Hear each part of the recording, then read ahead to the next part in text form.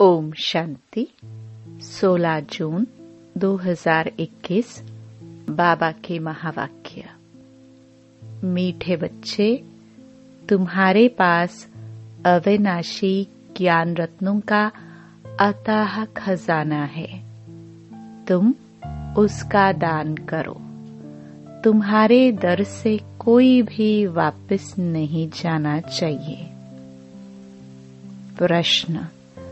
सर्व संबंधों की साकरीन बाप अपने बच्चों को कौन सी श्रीमत देते हैं? उत्तर। मीठे बच्चे, अपना बुद्धि योग सब तरफ से हटाए, एक मुझे याद करते रहो।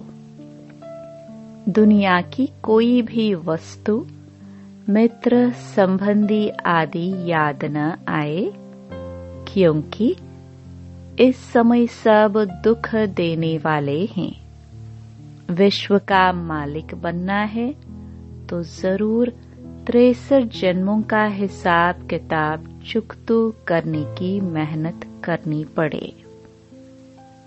सब कुछ भूल अशरीरी बनो, तब हिसाब किताब चुकतो हो। मैं सर्व संबंधों की साकरीन हूँ। ओम शांति। बाप दादा बच्चों से पूछते हैं कि किसकी याद में बैठे हो? शिव बाबा की।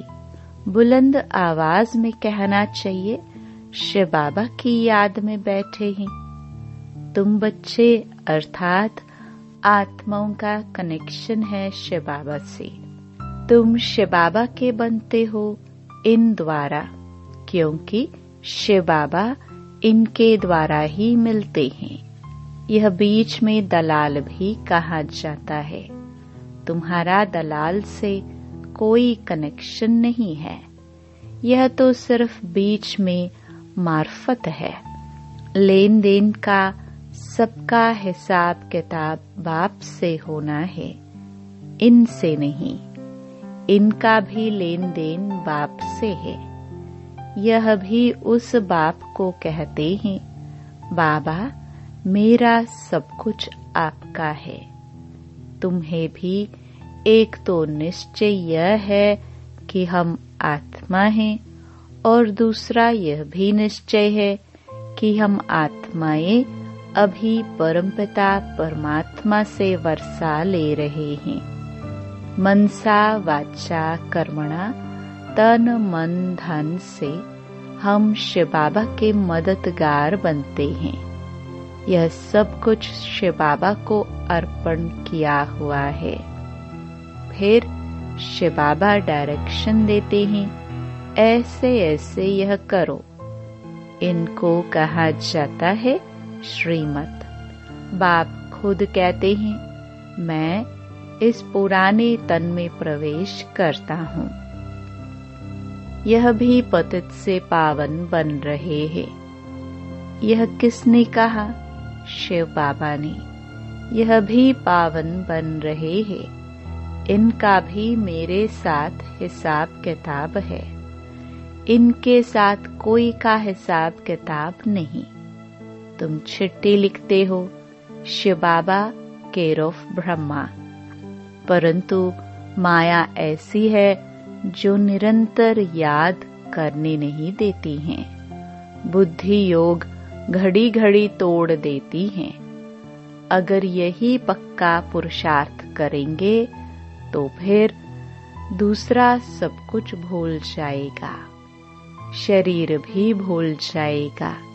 यह शरीर होगा, परंतु आत्मा को इन सब चीजों से नफरत होगी। यह अवस्था जमाने की प्रैक्टिस करनी होती है। अंत में हमको अपना शरीर भी याद न पड़े। बाप कहते हैं, अपने को अशरीरी समझ मुझ बाप को याद करो। मैं सदैव अशरीरी हूँ। तुम भी अशरीरी थे। फिर तुमने पाठ बजाया, अभी फिर तुमको पाठ बजाना है। यह मेहनत है। विश्व का मालिक बनना कोई कम बात है क्या? मनुष्य ही विश्व का मालिक बन सकता है। यह देवताएं भी मनुष्य हैं, परंतु इनको दैवी गुण वाले देवता कहा जाता है। लक्ष्मी नारायण विश्व के मालिक थे। इन्हों को अपने बच्चे होंगे, वही उनको माँ बाप मानेंगे। परंतु आजकल मनुष्य अंधश्रद्धा से इन लक्ष्मी नारायण को त्वमेव माताश्च पिता कहते हैं। वास्तव में यह महिमा है शिव बाबा की। देवताओं की महिमा गाते हैं आप सर्वगुण संपन्न, परंतु उन्हों की पूजा क्यों करते हैं यह किसको पता नहीं है। अभी तुम ऐसी महिमा नहीं गाएंगे कि तुम मात पिता। हाँ, तुम जानते हो शिव बाबा वह निराकार परमपिता परमात्मा है। उनसे ही सुख गनेरे मिलते हैं। बाकी जो भी संबंधी आदि है उनसे दुख ही मिलता है। यह तो एक सैक्रिन है जिससे सर्व संबंध की रसना मिलती है। इसलिए बाप कहते हैं मामा, काका, चाचा आदि सबसे बुद्धि योग हटाए मामेकम याद करो। तुम गाते भी हो दुख हरता सुख करता, सर्व का सद्गति दाता एक ही है, वही हमारा सब कुछ है। लौकिक बाप से भी दुख मिलता है, बाकी टीचर है जो किसको दुख नहीं देते। टीचर पास जाकर पढ़ने से तुम शरीर निर्वाह करते हो। हुनर सिखाने वाले भी होते हैं, वह सब अल्पकाल के लिए टीचिंग करते हैं।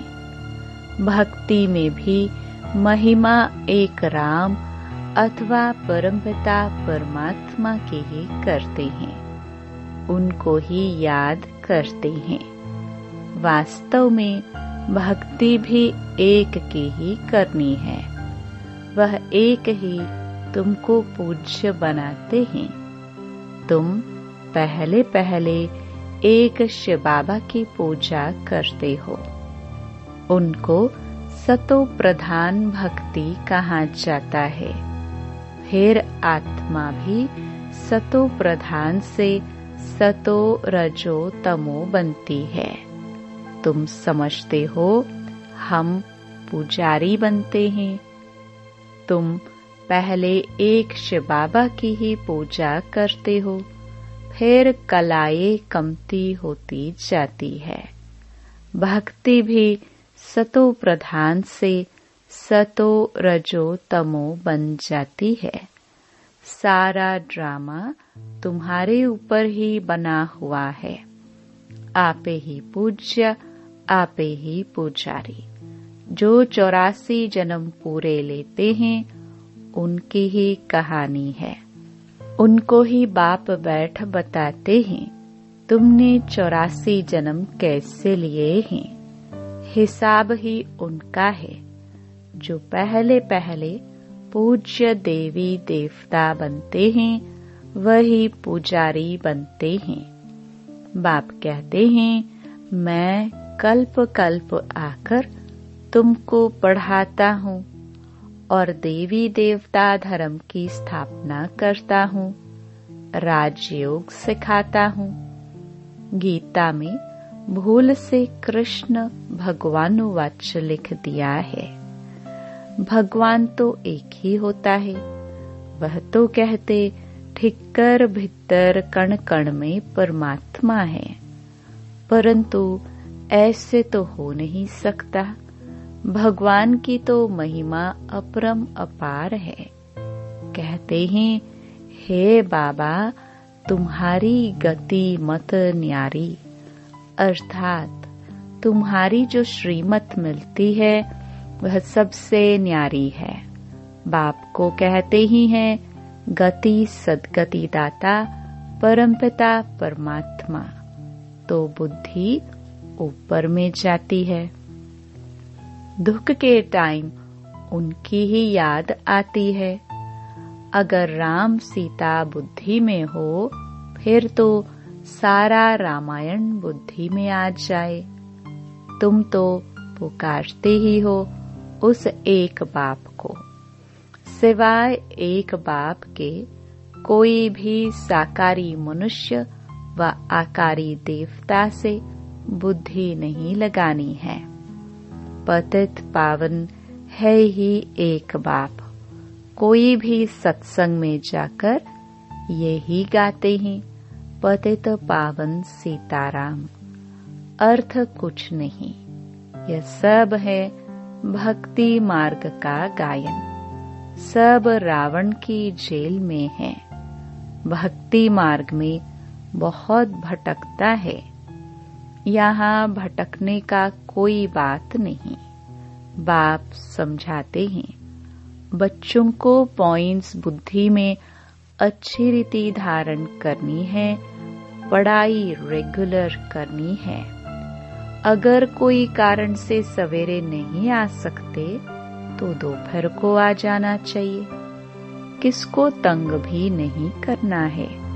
सारा दिन पढ़ा है, कोई भी समय जाकर पढ़ना है। यह बच्चियां सुबह से लेकर शाम तक सर्विस पर हैं। सारा दिन सर्विस स्टेशन खुले हुए हैं। कोई भी आए उनको रास्ता बताना है। पहले पहले तो बताना है। विचार करो, तुमको दो बाप है। दुख में पारलौकिक बाप को याद करते हैं ना। अभी शिव बाबा कहते हैं, मामेकम याद करो। मौत तो सामने खड़ा है। यह वही महाभारत लड़ाई है। भल बड़े पदमपति करोड़पति हैं, बड़े बड़े मकान आदि बनाते हैं, परंतु वह रहने थोड़े ही हैं।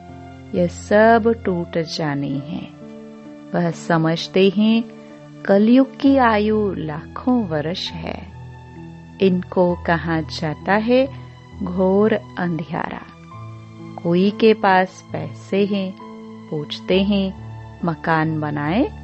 बाबा कहेंगे पैसे है तो भल बना लो। पैसे भी तो मिट्टी में मिल जाने हैं। यह तो टेम्पररी हैं। नहीं तो यह सब पैसे भी चले जाएंगे, कुछ भी रहेगा नहीं। भल बनाओ, फिर उसमें गीता पाठशाला का प्रबंध रखो, तो तुम्हारे दर पर कोई भी आए, उनको शिक्षा ऐसी दो जो उनको एकदम विश्व का मालिक बना दो। तुम्हारे पास अथाह ज्ञान धन है, इतना कोई के पास नहीं है। तुम्हारे पास सबसे साहूकार वह है जिनके पास बहुत ज्ञान रतन बुद्धि में भरे हुए हैं। कोई भी आए तो तुम उनकी झोली भर दो। तुम्हारे पास इतना खजाना है, सिर्फ यह बोर्ड लगा दो, आओ तो हम आपको सदा सुखी स्वर्ग का वर्षा पाने का रास्ता बताए। परंतु बच्चों में वह नशा नहीं रहता। यहाँ नशा चढ़ता है, बाहर जाने से भूल जाता है। शौक होना चाहिए। कोई भी आए उनको रास्ता बताए जो बेड़ा पार हो जाए। तुम्हारे पास बहुत भारी धन है। कोई भी भिखारी आए व लखपति आए तो तुम उनको भी बहुत रतन दे सकते हो। बाबा यहाँ नशा चढ़ाता है, फिर सोडा वाटर हो जाता है। बाबा तुम्हारी अविनाशी ज्ञान रत्नों से झोली भर देते हैं। परंतु नंबरवार है, किसकी तकदीर में है तो पूरी रीति धारण कर लेते हैं। बाबा कहते हैं, कोशिश कर तुम निरंतर याद में रहो। ऐसे नहीं कि सेंटर में जाकर एक जगह बैठना है, नहीं, चलते फिरते जो भी समय मिले बाप को याद करते रहना है। हथ कारडे दिल अर्थात बुद्धि का योग बाप के साथ हो। बाप की याद से तुम्हारा बहुत कल्याण होगा। 21 जन्मों के लिए तुम साहूकार बन जाते हो। बेहद का बाप बेहद का वर्षा देते हैं। भारत स्वर्ग था, अब नरक है। बाप कहते हैं, अब मुझे याद करो तो तुम्हारी आत्मा सतो प्रधान बन जाएगी। बाप को याद करेंगे तो नशा चढ़ेगा। हमारे जैसा धनवान सृष्टि में कोई नहीं है। बाप ही याद नहीं होगा तो धन कहाँ से आएगा। स्वर्ग में तो तुम बच्चों को अपार सुख मिलता है। शास्त्रों में तो कितनी दंत कथाएं लिख दी हैं, गाते भी हैं, राम राजा राम प्रजा, धर्म का उपकार है। फिर कहते हैं, राम की सीता चुराई गई, बंदरों की सेना ली। आगे खुद भी पढ़ते थे, कुछ भी समझते नहीं थे। अब कितना समझ में आता है, कितनी वंडरफुल बातें लिखी हैं। बाप कहते हैं, मुझे प्रकृति का आधार लेना पड़ता है। त्रिमूर्ति में भी ब्रह्मा विष्णु शंकर दिखाते हैं, परंतु वह भी समझते नहीं कि विष्णु कौन है, कहाँ के रहने वाले हैं। विष्णु के मंदिर को नर नारायण का मंदिर कहते हैं, परंतु अर्थ कुछ भी नहीं समझते हैं। विष्णु के यह 2 रूप लक्ष्मी नारायण हैं, जो सतयुग में राज्य करते थे। अभी तुम मनुष्य से देवता बन रहे हो। कोई भी आए तो बोलो, यह ब्रह्मा कुमार कुमारियां हैं, तो प्रजापिता ब्रह्मा सबका बाप हुआ। बहुत ढेर की ढेर प्रजा है, नाम तो सुना है ना। भगवान ने ब्रह्मा द्वारा ब्राह्मण रचे। बाप ने जरूर बच्चों को वर्षा तो दिया होगा ना। तुम बच्चों को विश्व का मालिक बनाते हैं। तुम शिव बाबा से वर्षा पाते हो। एक है लौकिक बाप, दूसरा है पारलौकिक बाप। अब यह तुमको अलौकिक बाप मिला है। यह तो जौहरी था, यह थोड़े ही कुछ जानता था।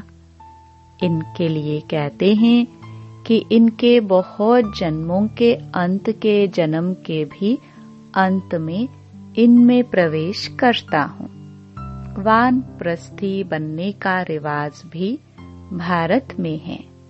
60 वर्ष के बाद गुरु के पास चले जाते हैं। बाप इनमें प्रवेश कर कहते हैं, अब तुमको घर चलना है। मुक्ति सब चाहते हैं, परंतु मुक्ति को जानते कोई भी नहीं। ब्रह्म में लीन तो कोई हो नहीं सकते। यह तो सृष्टि का चक्र फिरता ही रहता है। सबको पाठ बजाना ही है। कहते हैं, वर्ल्ड की हिस्ट्री ज्योग्राफी रिपीट। यह अनादि ड्रामा बना हुआ है। 84 जन्मों का पाठ तुमको बजाना ही है। यह ज्ञान डांस होती है। वो लोग फिर डमरू दिखाते हैं। अब सूक्ष्म वतनवासी शंकर डमरू कैसे बजाएगा? बाप ने समझाया है, तुम बंदर मिसल थे तो तुम बंदरों की सेना ली। तुम्हारे आगे बाबा ज्ञान का डमरू बजा रहे हैं, तुमको ज्ञान देते हैं। अभी तुम्हारी सूरत और सीरत दोनों पलटा रहे हैं। काम चिता पर बैठ तुम काले हो गए हो। बाबा फिर तुमको ज्ञान चिता पर बिठाए, सूरत और सीरत दोनों पलटाए सांवरे से गोरा बना देते हैं। यहाँ बाबा कितना नशा चढ़ाते हैं, फिर नशा गुम क्यों होना चाहिए? अच्छा, मीठे मीठे सिखिलदे बच्चों प्रति माता पिता बाप दादा का याद प्यार और गुड मॉर्निंग। रूहानी बाप की रूहानी बच्चों को नमस्ते। धारणा के लिए मुख्य सार। पहला, बाप ने जो अथाह ज्ञान का धन दिया है उसे धारण कर स्वयं भी साहूकार बनना है और सबको दान भी करना है। जो भी आए उसकी झोली भर देनी है। दूसरा, बाप की याद से ही कल्याण होना है, इसलिए जितना हो सके चलते फिरते बाप की याद में रहना है। सर्व संबंधों की रचना एक बाप से लेनी है। वरदान। सारे वृक्ष की नॉलेज को स्मृति में रख तपस्या करने वाले सच्चे तपस्वी व सेवाधारी भव। भक्ति मार्ग में दिखाते हैं कि तपस्वी वृक्ष के नीचे बैठकर तपस्या करते हैं। इसका भी रहस्य है। आप बच्चों का निवास इस सृष्टि रूपी कल्प वृक्ष की जड़ में है। वृक्ष के नीचे बैठने से सारे वृक्ष की नॉलेज बुद्धि में स्वतः रहती है। तो सारे वृक्ष की नॉलेज स्मृति में रख साक्षी होकर इस वृक्ष को देखो, तो यह नशा खुशी दिलाएगा और इससे बैटरी चार्ज हो जाएगी। फिर सेवा करते भी तपस्या साथ साथ रहेगी। स्लोगन। तन की बीमारी कोई बड़ी बात नहीं, लेकिन मन कभी बीमार ना हो। ओम शांति।